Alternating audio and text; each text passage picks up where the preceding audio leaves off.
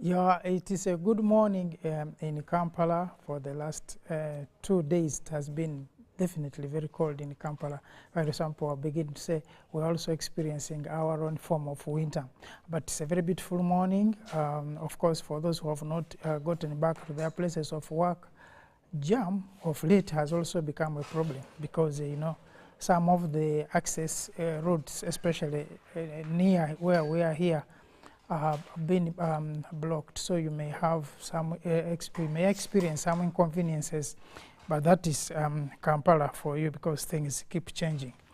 Now, from wherever you are, viewer, we welcome you to this program of Pan-African Friday, which comes your way every other Friday, and coming your way from the studios of UBC here in the heart of Kampala. To me, and all the team that is behind this program, we welcome you. In the studio today, I'm with Ndugu Akol. Now, I think many people have been asking, where is Akol? Where is Akol? Sometimes you guys disappear. Like now, Ndugu Lugarama has disappeared. People asking, where is Lugarama? Then he comes back and say, I've been in Caracas.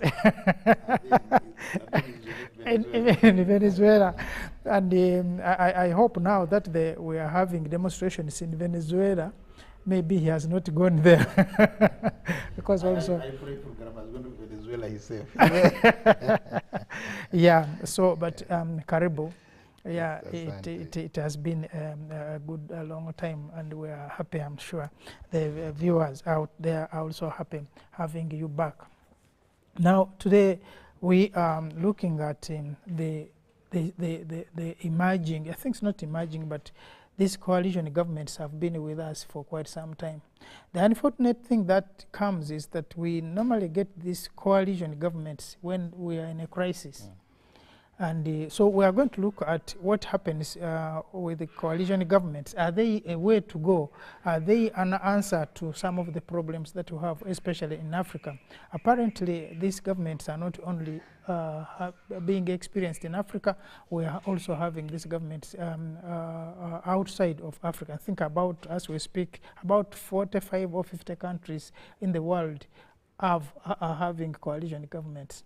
So that is what we will be looking at. Is this a way to solve some of our problems? But even as we do that, is it even necessary that we have to undergo or experience some of these governments? But before we do that, we normally begin this program looking at other issues that have trended on the continent and sometimes beyond, but with implications to the population in this great continent of Africa. And I'll begin with you, your experience of the week, what you have seen. Well, the week hasn't been bad. Yes, I was up country. But looking at what is trending, I think the issue is now we are looking at the US. Of course, now this is the second time we are seeing a woman being a flag bearer, and of the Democratic Party. And you see now the Democratic Party in the US has really shown that they care for the marginalized, the groups that used to be isolated. For example, the blacks, the foreigners, and the women. Because you see the first black president actually came from the Democratic Party. The first woman candidate who almost actually won elections, Hillary Clinton. She won the popular vote. Yeah, she won yes. you know these are two different things. In fact, you can win the popular vote. If it were in losing, Africa, yes, that would have been a very primitive system. Yes. So basically, the Democratic Party in the US has really shown that it is a party for all. And I think the Republicans, they are still showing that it's that conservative party that looks at Americans for Americans, and a party that look at the male chauvinism, that actually it has to be a man, it has to be a man. So now it is, and the other thing, of course, we must not shy away from the fact that Trump is popular. Sure. Extremely than we imagine. Why is that the world now, when you go to most countries, most people really are fed up of foreigners. in most countries. They really feel that, you see, the problem But with the Trump migrants. is also a foreigner. No. That is Trump is not. Maybe his grandfathers could have come. So he's not. So what I'm trying to say is that when immigrants, most of them, when they go to countries, some of them actually their way of doing things leaves a lot to be desired. Exactly. That the ordinary people feel fed up. For example, when you saw what happened to the UK when they voted for Brexit, it's because the British had set their standard that below this I cannot work. There comes But there comes the migrants. For them, even anything they are. So at the end of the day, the British were unemployed when actually jobs were being taken, because for them they had set a standard. They believe in minimum wage and so on. Now, some immigrants, Africans, Arabs, we don't believe in that, as long as something to put on the table. So basically, so now some people look at that and say, look here, these people are really turning upside down their system. And that's why you see, even in Sweden, by the way, it is a nationalistic party, which now migrants call a racist party, that won elections. But even still, they did not have that commanding majority that they had to form a coalition. Coalitions have been formed even in Germany. Remember, Angela Merkel, very many times has actually come up with coalitions so that he can comfortably lead the country. Yeah, but before for Trump, is, you know, the other time when they said after he was shot, and of course I have my own reservations about the shooting, but that after he was, there was an attempt on his ear, that he will now, of course that's what the Republicans were saying, a more reformed and refocused person than a better person than in the past. But actually, last time himself was saying, maybe I'm a worse person. Was that a trick by the Democrats to keep this old man in the race for some time, then mid the way they push him away and bringing in this lady? And if that was the case, then it worked. Because we have seen for the last 10 days also, from the time this lady came on the platform, everything has been changing. And it has really caused a lot of trouble in the Republican Party, to the extent they are thinking, because, you know, they were saying, we have the oldest man in the race. We have, so then the oldest man goes, and then they remain with the oldest man. And that can no longer be used as a gimmick in the campaigns. But also, I think the Republicans have failed to contain their candidate, because as a political party, I would expect them to have certain things that they need to be said or not to be said. Because but you said that President Trump is popular, and indeed he is. Maybe he's appealing to the feelings of the majority of the Americans. Well, what I can say is, like I said it before here sometime, that Trump could have been born in a wrong continent, because his character is the real character of the African presidents. So I imagine if he was actually a president in Africa, he would be home and right. Yeah, but he's in a country that has built systems, and those systems will always, because they have systems that put everybody under check, but you see, they're still failing to do that. Yeah, to check. Yeah, so he actually, I think he would be better off as the politician in Africa. Or Asia. Or Asia, for that matter. But really, that said, when you look at of course, the assassination attempt, and I've always told people that if it had happened in Africa, for example, in Uganda, a presidential candidate, his life is being, perhaps there's an attempt on his life. the world actually would now, even the US would be condemning seriously.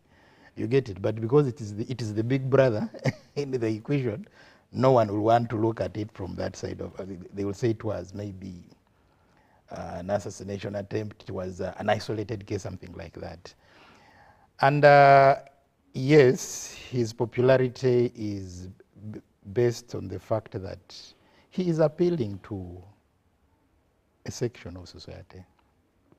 There are things Trump speaks out that even those who put on quotes, and I call themselves bureaucrats, Democrats, diplomats, would want to say but cannot say. Mm-hmm. You get, and that is why you see he's having this support. Just like we had Sevagala, you remember, Seya Gambi, Haja Gambi. Yes, at first the movement then underrated him. They thought that this is an uneducated person, he won't appeal. But he had the message that appealed to the common man. Exactly. And you see how the movement, because at that time when he came to us, the movement system. So he came in representing the multi-partists, and you see how the movement tried to look here and there for who exactly could. But at first they had underrated him. So it's the same thing with that is happening in the US. That Trump, from the word go, he had always been underrated. And he will always keep surprising them. Yeah, because he's a man who has several cases pending. Mm-hmm. He is a man who has anything you would think of a rascal, but still people believe that is who they are. Now, there's no big difference between Trump and Zuma. Exactly. One and the same, yes. Exactly. So, but if he were in Africa, I think he would have been a better person. That's why I say that Africa would be good for him as a politician and as a leader. I agree. So, about 90-something days left to that election. And I think we'll be watching to see who carries the day. Because Kamala is saying, look, I'm a black woman. And then Trump is saying, I didn't know she was a black woman until recently. She became black. I'm like the drama. So even the black people are saying, but is she black? Is she one of us? Is she really one of us? Exactly. So all those now are coming into play, and within the political arena, that means much. But for her, she's born to. No, you see, even during Obama's time, this thing came up. Yes.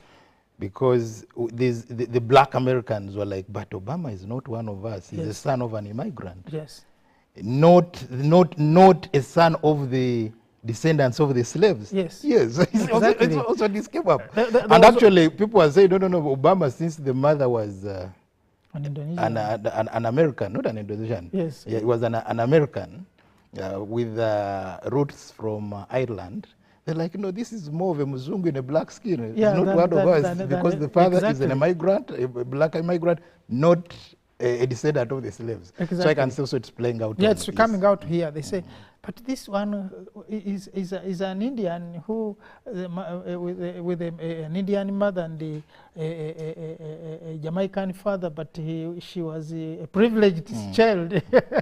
So all those things are coming into play, but we're keeping watch to see definitely what happens in the US. And of course, it will be in interest because we have many blacks and many Africans who are in that country. So we'll be keep watch, and we'll be updating our viewers on what is happening there. But of course, the elections are just around the corner, and any of them will win the election. Now, maybe the other thing that needs to be looked at, that in terms of the elections of the US, people normally think there are only two parties, political parties in the US, the Democrats and the Republicans. But there may be over 20 political parties in the US. The only problem is that some of them are too weak and too small to field a candidate. So they also end up... In other words, they are inconsequential parties. Exactly. Yeah, and we only have two very powerful parties that have led the US from the time as much as we can know. So that is what's happening in that country, and we wish them the best as they continue their trail to canvass for votes.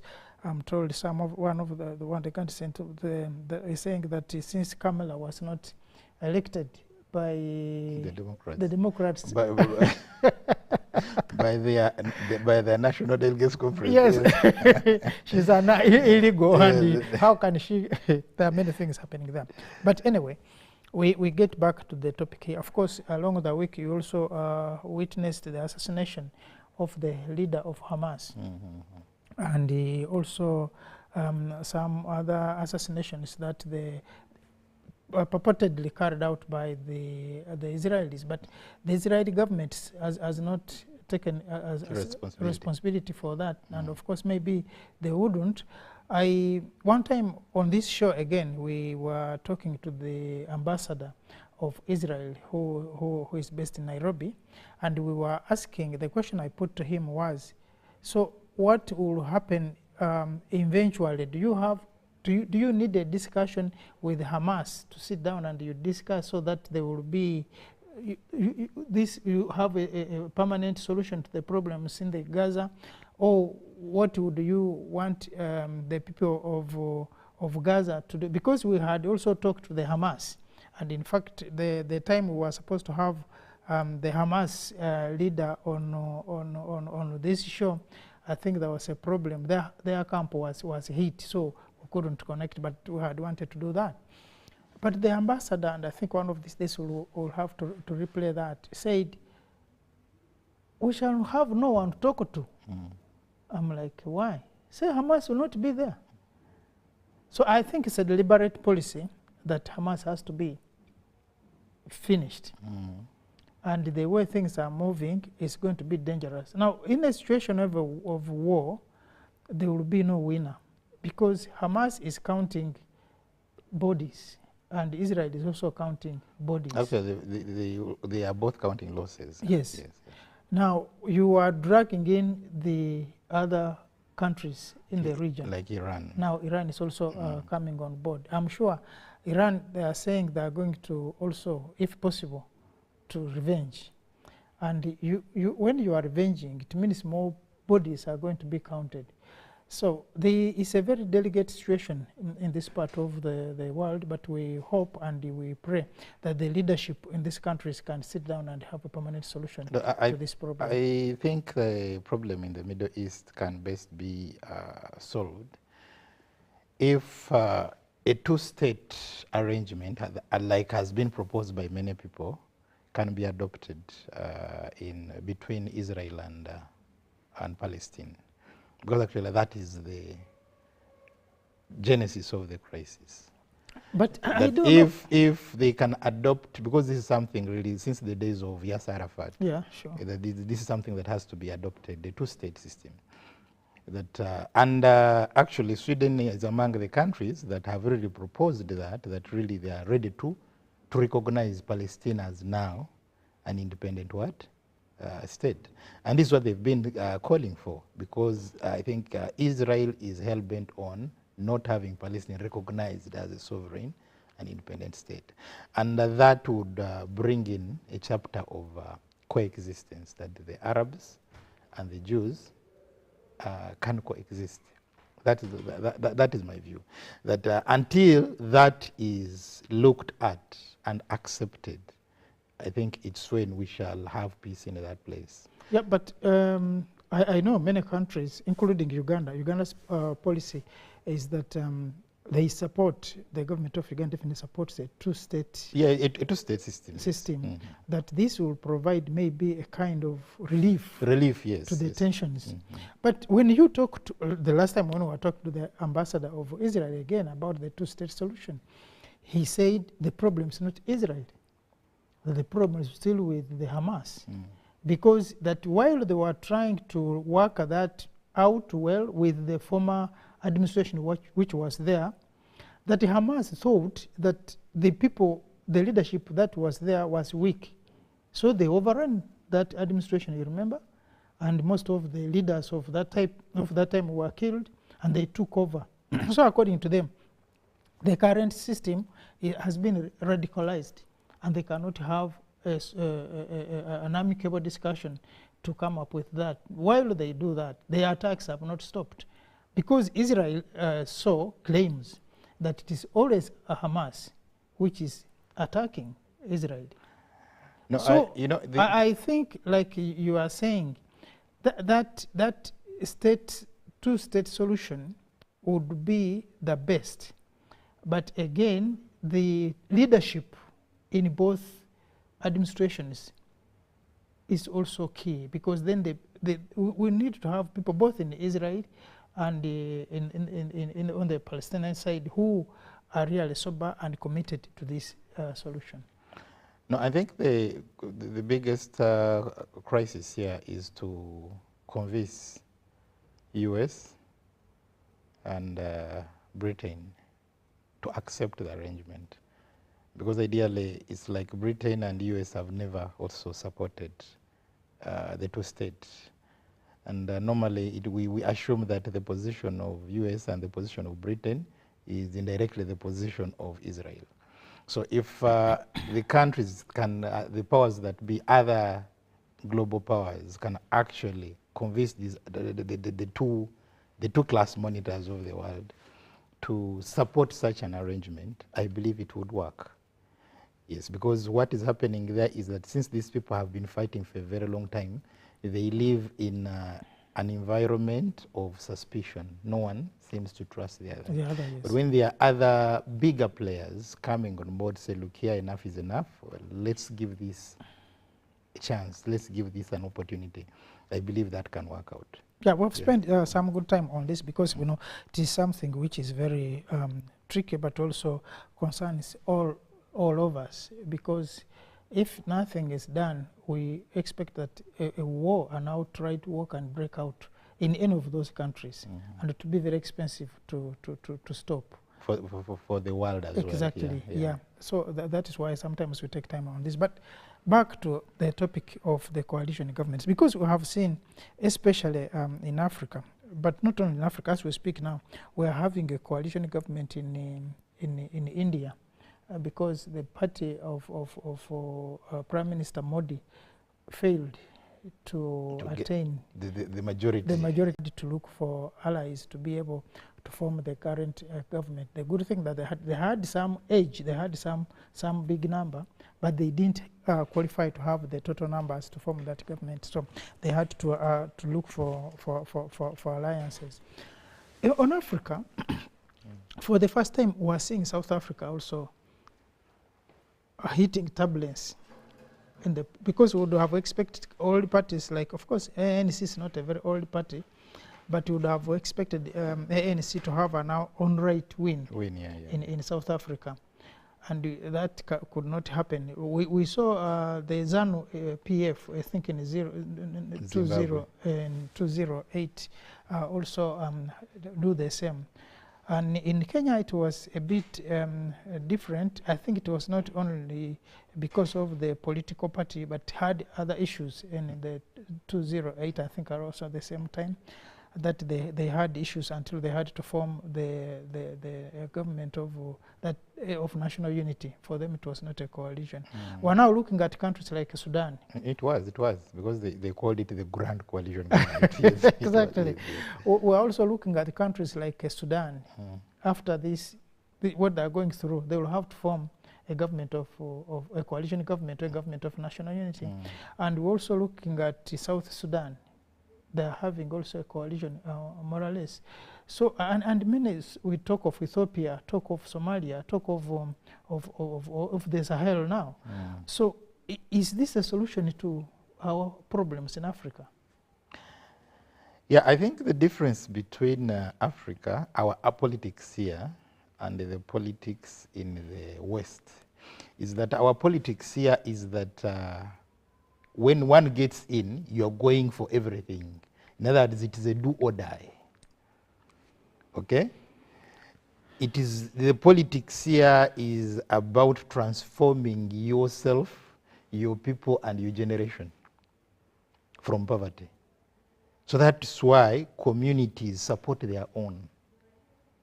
Now, in the politics in Africa are that people, for example, if Mututa is my brother, Mututa is appointed a minister. Mututa, you may never help me, even when you're a minister, but as your brother, as somebody from your clan, as somebody from your tribe, I get that satisfaction. So that is now the nature of politics in Africa. That when you contest for any seat and you lose, it is not you who has lost. It is the entire people that have. That's why you find that people easily get arms and fight, which is not the case in the West, because it is you market an ideology, you market a program, you have your manifesto. Once people reject you, reject your party, you go back on the drawing board and say, now, maybe I did not address the needs, the concerns of the people. Even your party can say, maybe you're not the right candidate, they look for another candidate. But even in Africa, your party replacing you with another person, it means your tribe, your clan, your friends decamping from that party. Sure. So these are the challenges. Now, coming to the issue of coalition governments, I think, yes, they have really helped in averting crises in Africa, because they realize that what the problem with African politicians is being brought on the eating table, not because they want to serve their people, but because they want to be on the high table. And once somebody is brought on the high table, there will be no noise. No noise. And the people down there will be satisfied. That is why, I think that is why in Uganda you see President Yoweri Museveni, after realizing the mindset of a true African, that's why he has been creating districts. The guys is services delivery, service delivery brought nearer the people. But ever since these units were created, other than people having now their own tribesman as the chairman, LOC5, I don't think it has really, they have gained much. But because now you find like there is a district, I'll give an example of Amdat. But because now these people in Amdat, with their 3 or 4 or 5 sub-counties now forming a district, now they are satisfied that now it's not a Karamajong, but one of them is Chairman LOC5. So those are basically our politics, that people will always look at is the person in the driver's seat on the high table, one of us, and that's it. But now in developed countries, the question is the party addressing our concerns as people? So that is the difference. Yes, coalition governments in Africa have averted serious crises. In Sudan, the Greater Sudan, before there was a split, secession of Southern Sudan, of South Sudan, you see, when they came up with the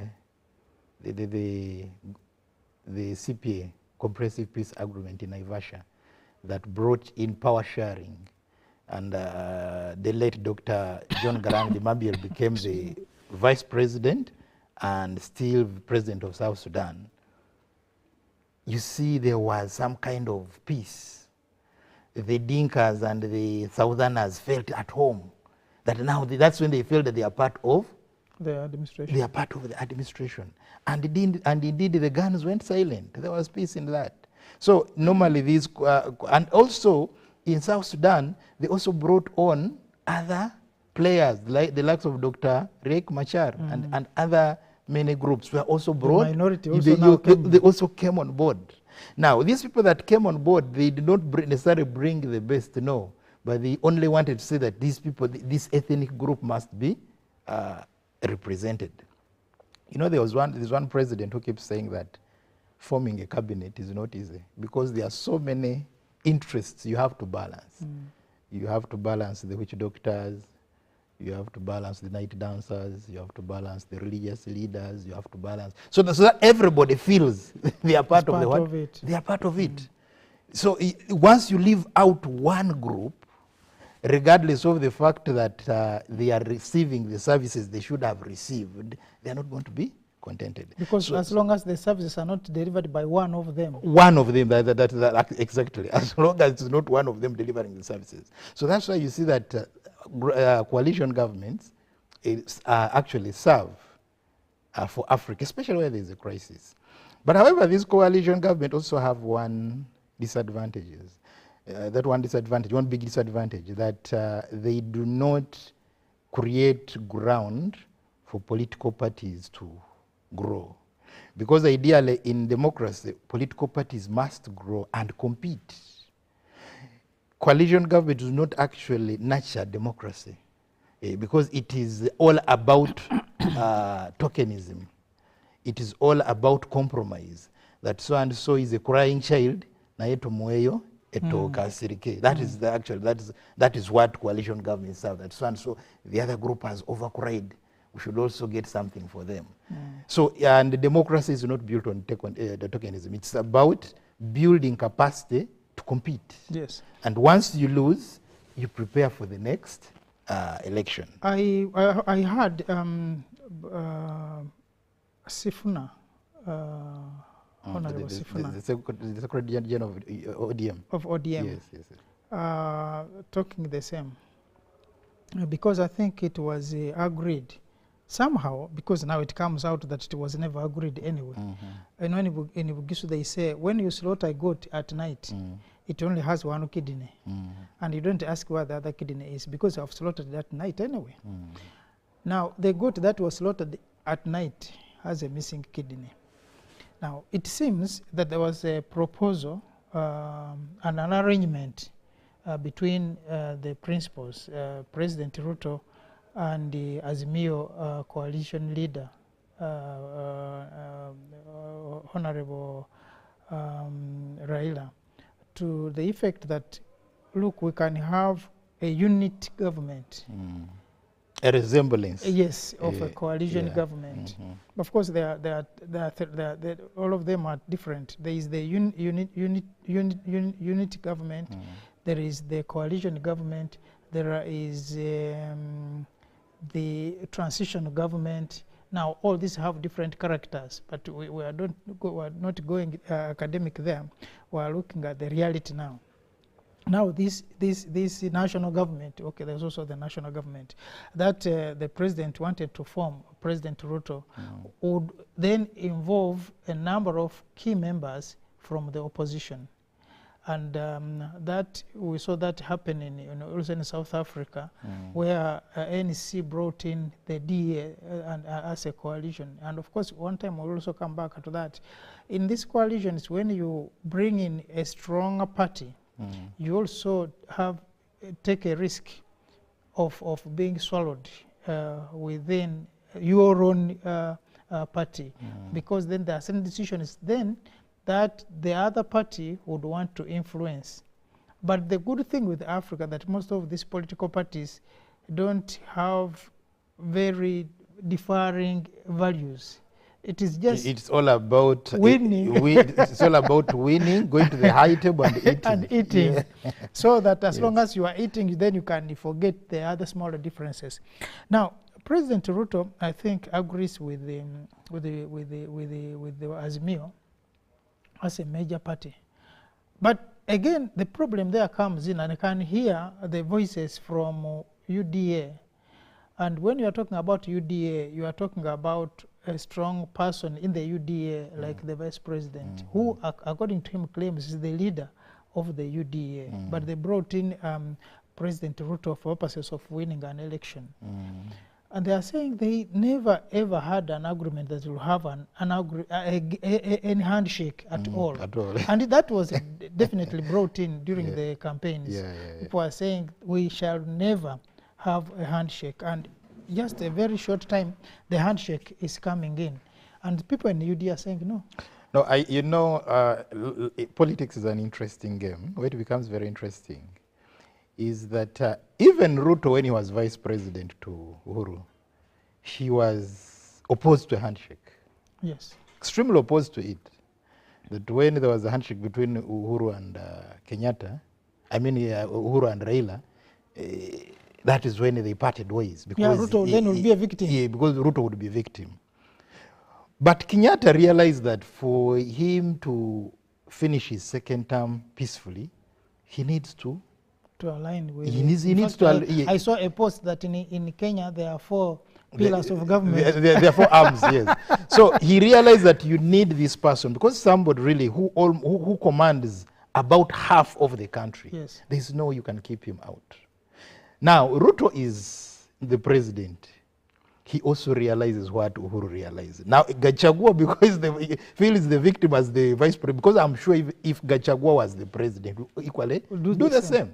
So these are issues that running campaigns and running government are two different things. Different things. Yes, Sure. are two different things. I'll give an example here. People go in for NRM primaries. And from there, you even see the president coming out, reconciling people. Why don't you step aside for the official flag bearer? But after elections, it is the very president who appoints independents. For example, even the vice president came in as an independent, though NRM leaning. So there are certain things that when elections and campaigns are different things and running government is totally different. Sure. There are certain people, whether they belong to your party or not, whether they came in through the front door, the back door, the window, the ventilators, As long as they've arrived, you will need to work with them. Yeah, Yes. that one happens because then you wonder when we are looking at these coalitions, because we have, like we looked at earlier, that we had this earlier in Kenya, we had them earlier in Zimbabwe, we have had this in Malawi and many other countries, but they have not completely addressed the issue of these differences. We see still them coming back up again and again, which means there could be lessons that we have not learned. And like we have said, you can replace people, but if you have not replaced the systems, things may not work. And maybe if these governments are maintained, maybe there could be the solution. But after some time, the Grand Coalition in Kenya was abandoned. The one in Zimbabwe was abandoned. I'm sure even in South Africa they are going to abandon it after this time. Then you go back to the same things again. Again, then the same problems happen. But now, what happens normally is, I think I could call coalition governments as Panadols, painkillers, to relieve and release the political tensions, so that actually people now can concentrate. It also creates a room for people to reorganize. Also make new partnerships. Now, for example, there are countries where most countries have the 50+1 threshold. And in a situation where you are going to have a 50+1 threshold for one to be declared the winner, there is no you can do away with coalitions. Because for example, I can imagine a situation where NRM is contesting, NUP, FDC and the rest. And maybe NRM gets 45% and these other parties. So there NRM, if they are to win now, this is now the rerun, they will need coalitions. They will need to say, look here, DP, UPC, this is our offer. If you came to our side, we are giving you this so that we can go in the rerun together. So these things, as long as the 50+1 is still, that threshold is being adopted by more countries, expect to have more and more coalition governments. Because there are very few parties in Africa that can win outrightly like NRM and CCM. Actually, I think it is NRM and CCM that normally do that, that you find that they can win outrightly. Yeah, but Kagame also recently won. Actually, maybe also in Rwanda, SRPF. Yeah. So these are few parties that can win outrightly. But where you have strong parties and many parties, always expect that people will make pre-election alliances and post-election alliances. That even when a party wins with the 50+, okay, 50% plus votes, they will still need coalitions so that it can be easier for them to pass bills in parliament. Yeah, but what actually Kenyans call tyrant of what? Of numbers. You want numbers to pass your bills. You want your numbers. So that is why you see even after an election, a sitting president will want to lure other members of these small parties to their side. Reasons because they have bills to pass. Yes. Yeah, they have budgets to pass. So ideally you find that somebody really also needs that. Maybe then the KANU experience could have worked. You remember when Moi was still president in Kenya, I'm sorry we're talking about Kenya for long, that he could get 35%, but still wins an election. No, because by that time, it was the... simple majority. No, in other words, the first past the post. Yes. Yeah, that even, actually there was a time in Kenya somebody became president with just 20%. Yeah, because what will happen? Because it's, in other words, whoever got the highest number of votes, regardless of the numbers, regardless of the percentage. Exactly. Yes. So this is why you realize that in his last term, Moi had to bring Odinga on board because he did not have the numbers in parliament, and he thought that by bringing him on board, he would come with his Luo Nyanza backyard to really support. Yeah, so by that, and the constitution was changed because they realized that somebody could win an election, but when he's actually has no parliament, yes. When he's not popular. So I said, no, at least let it be 50+1. So by the time you have 50+1, at least you have a reasonable number in parliament that can help you govern. Yeah. Otherwise, the Matibas will beat Moi, yes, but still their numbers will be higher. That's true, in parliament. In parliament, yes, but yes. Then the guy is smart and has gone through. He's already the president. And that's why they were calling him the professor of politics. Yes. But you see, even when President Mugabe also tried it, the time of the 2-0, I think 8, when they also had issues with the opposition leader, the other man who led now, Morgan Tsvangirai. Morgan Tsvangirai, that they beat up the guy. They did all that PF could do, but still the man was stuck with them until the tyrant of numbers came up. And they had to have that arrangement of kind of a national unity government where I think Morgan was the prime minister, but there was also a president, the vice president, and the first vice president, and all of them were coming from ZANU. And then Tsvangirai had to have the prime minister and the deputy prime minister. And some slots. Yeah, some slots. And of course, they had to share the numbers. I have seen this also is happening in the experience in India and in South Africa, is that the ruling party has maintained the position of the foreign affairs minister and the Minister for Interior, and also Finance and Defense. But they have, and in both countries, and I think the 3 countries, in South Africa and in India, and which other country, they have given the position of Minister for Works and Public Works and Roads, something like that, to the opposition. And I'm now looking at this, so they are saying tomorrow when there is infrastructure failure, which is actually a problem in most of these countries, they'll say, we gave it to... You are the people in charge. And I wish they would have given it to people here also, so that the roads, issues of roads will not be a problem. But no.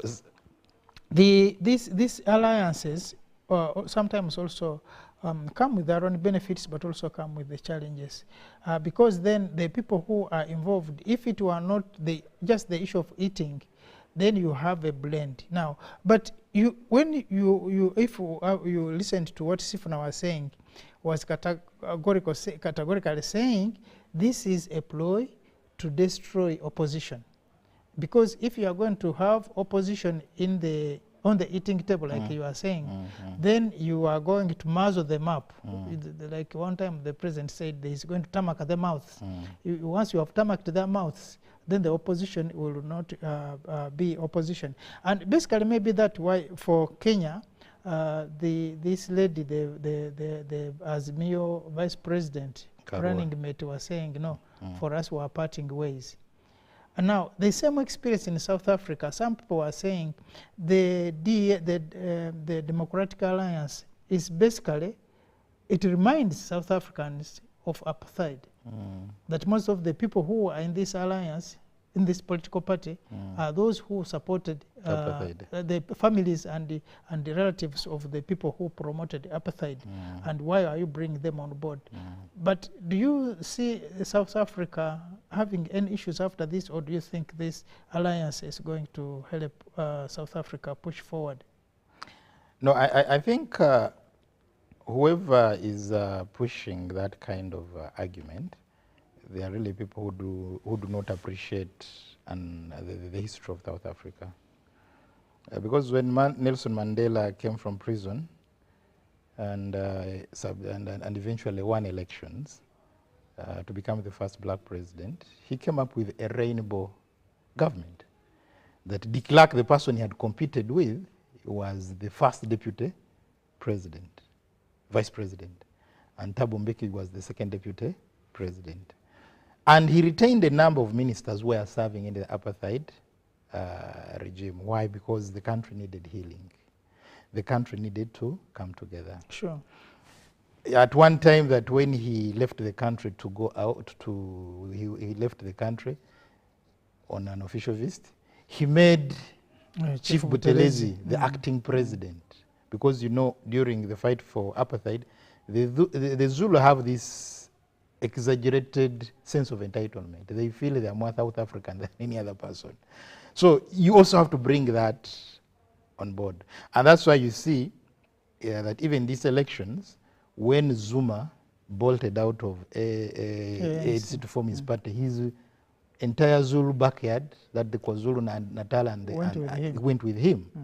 And they are affecting ANC. So it's not the first time the Zulu have walked out from a joint struggle for the Africans. It's not the very first time. So that is a narrative that is being presented by the Zulu, who feel that yes, because they feel they were the most affected by apartheid, which is not true. Because even the Xhosa were actually equally affected. Because when you look at ANC, the people who were most affected, who were on the front run, were the Xhosa. Nelson Mandela was a Xhosa.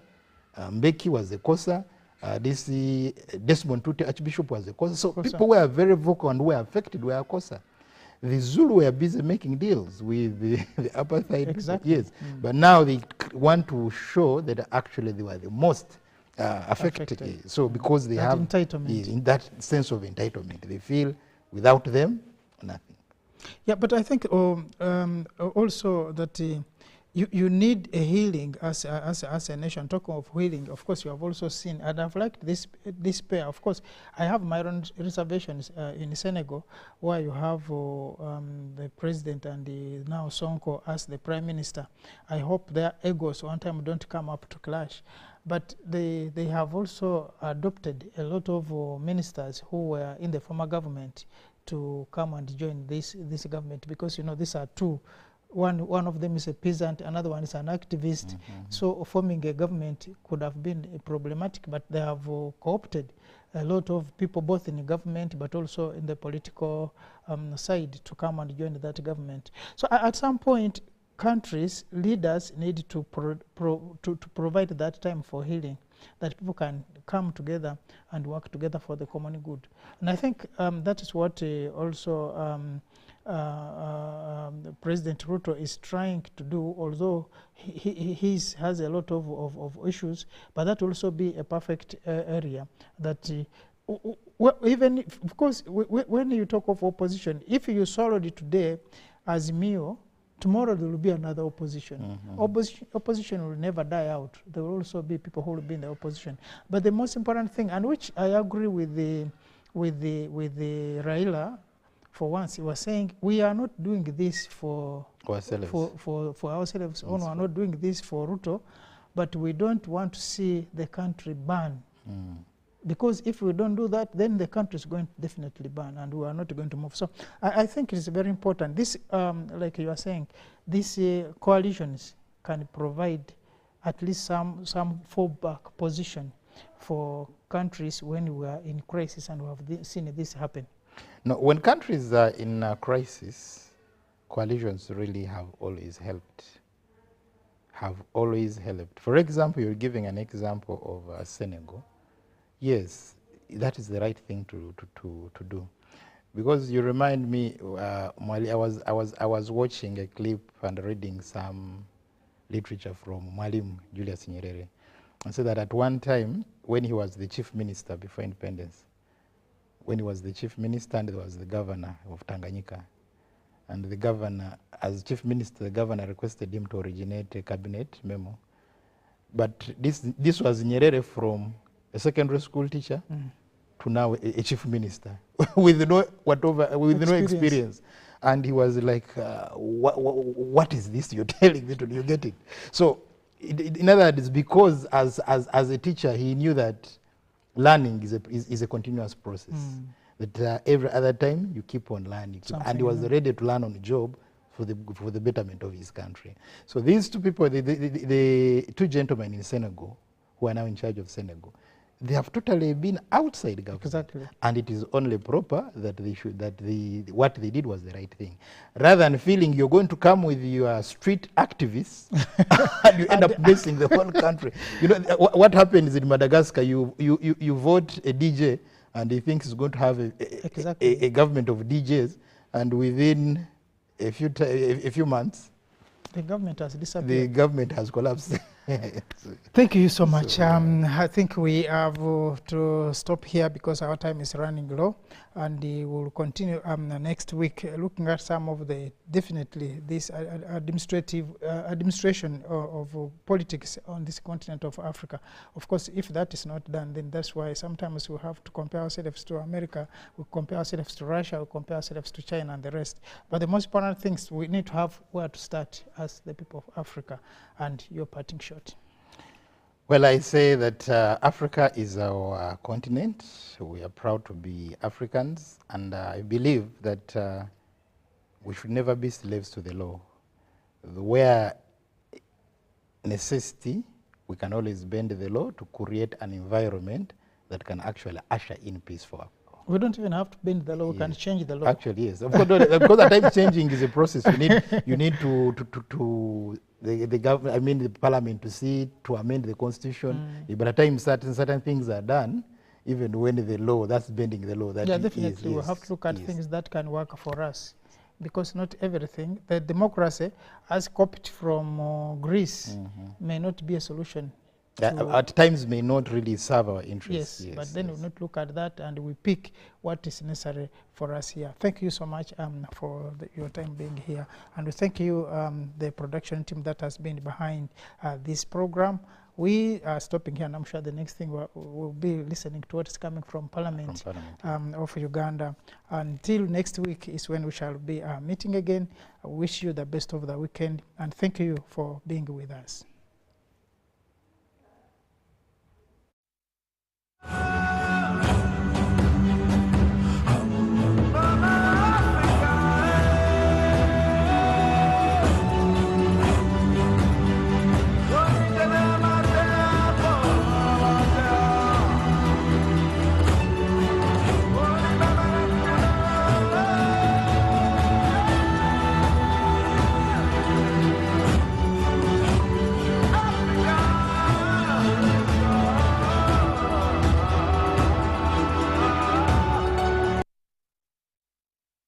Of the day on UBC. One-on-one with Michael Jordan Lukomwa. A weekly face-to-face conversation focusing on accountability, inspiration, information, and sensitization of the public from the various sources, such as inspirational profiles. Having a disability is not inability. Every Friday, 9 p.m., it's one-on-one with Michael Jordan Lukomwa. Don't you see anywhere that you would give a credit in the fight against COVID?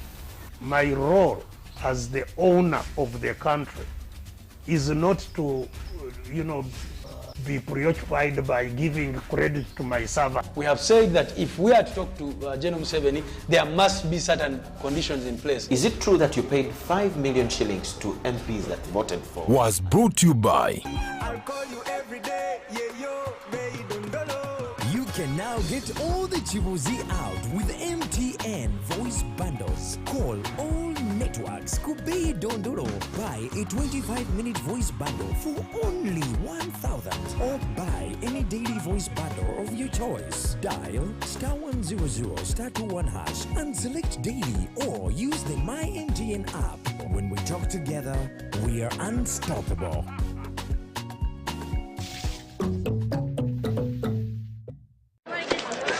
Juko. Yo. What you go? Check the shopping, man. What's your secret? Haven't you heard of the parish development model PDM? Yes, I did, but I thought it was just a talk. No, Sebatia. It is real.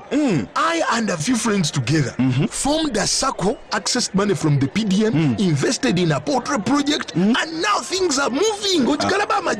Juko. I thought I was one of your friends. You are. But you left me behind. I didn't leave you in poverty. What you do, just visit your LC2 chairperson and your parish chief and start the process of economic transformation. Just like that. The parish development model is an initiative from the government of Uganda through the Ministry of Local Government designed to transform all lives of Ugandans for the better. PDM, my parish, my development, my life.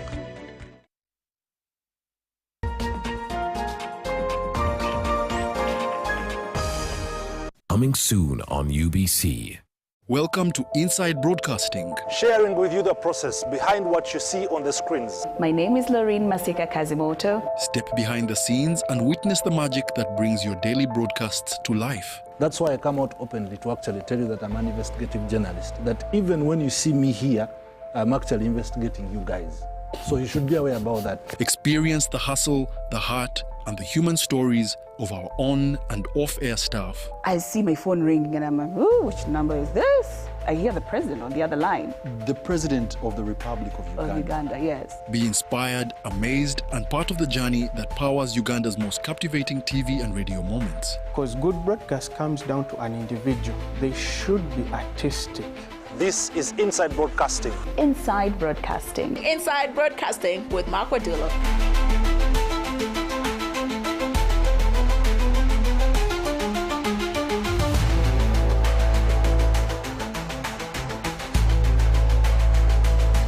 Coming soon on UBC.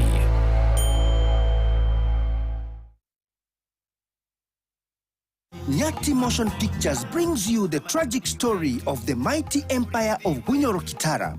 Enjoy the story of Africa's mighty warrior Omkama Kabalega in Tuko Pamoja Bunyoro segment. Bunyoro would have simply created an East African community that we are looking for today. When the Bachwezi weekend that we see the emergence of all these other kingdoms that were under Bunyoro Kingdom. That's Buganda, Bunyoro, Karagwe, Rwanda, Burundi, Nkore.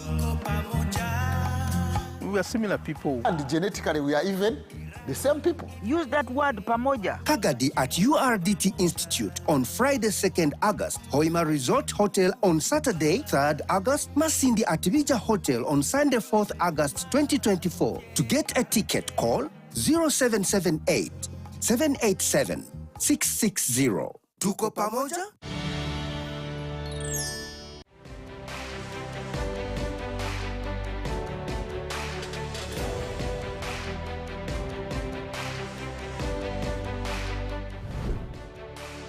This is Chilling. Don't miss a brand new season of Chilling on UBC TV.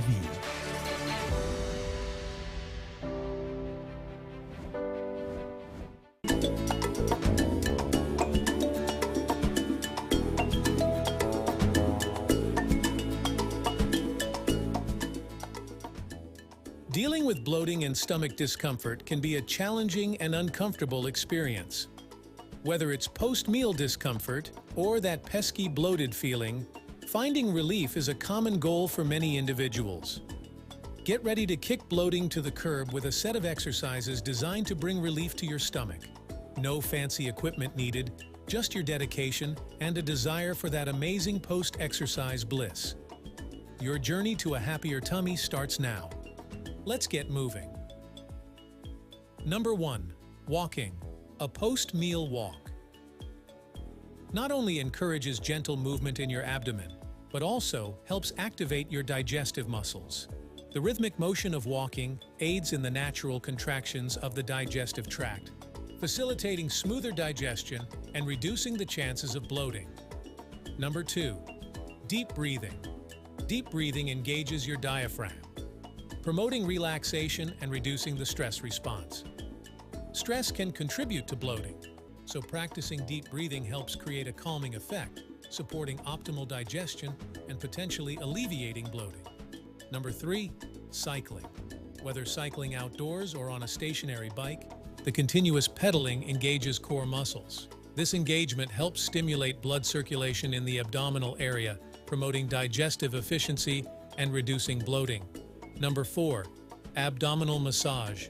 By using gentle circular motions in a clockwise direction, you're not only increasing blood flow but also encouraging the movement of gas through the intestines.